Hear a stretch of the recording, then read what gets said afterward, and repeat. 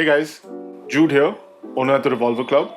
Today we're going to be setting up a Rega turntable, the Rega RP6. I've intentionally picked the RP6 over the Planar 1 and Planar 2 simply because the Planar 1 and Planar 2 are plug-and-play turntables, whereas the RP6 requires for it to be balanced, and a lot of people have been wanting info on that. So let's get started.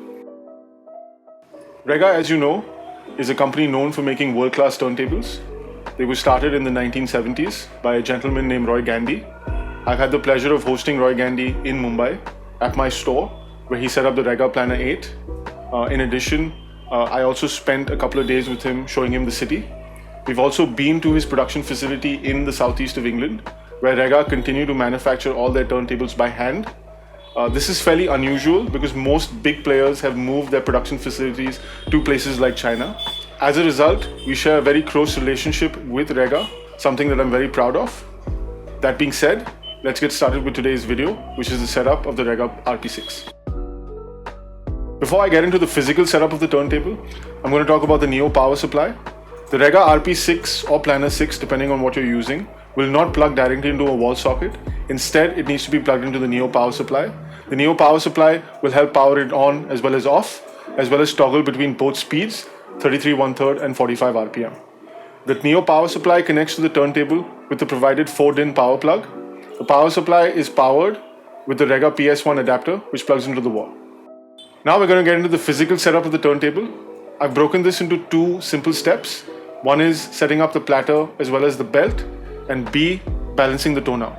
Now in the first step, what we're going to do is simply mount the belt around the sub platter like you see so.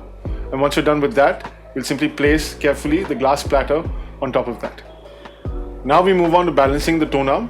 Now in the case of balancing the tonearm, the first thing that I'm going to do is insert the counterweight at the back of the tonearm.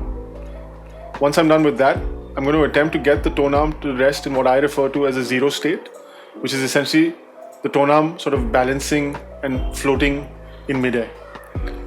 Once we've done this, I'm going to adjust the weight with the dial that you see at the back of the tonearm.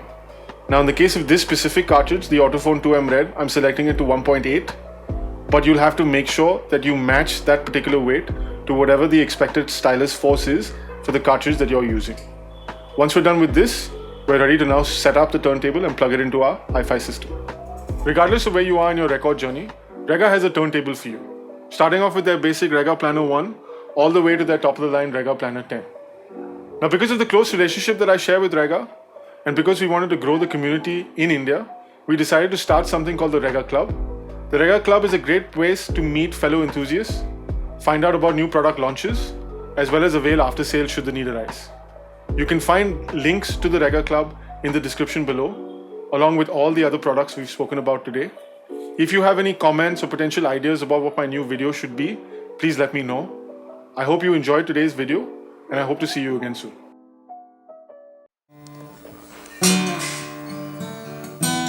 So I'd just like to say hello to all the Revolver clients in Bombay, and I'm really happy that the resurrection of vinyl, which is something that I've always been passionate about, is happening in India as well as many other countries in the world.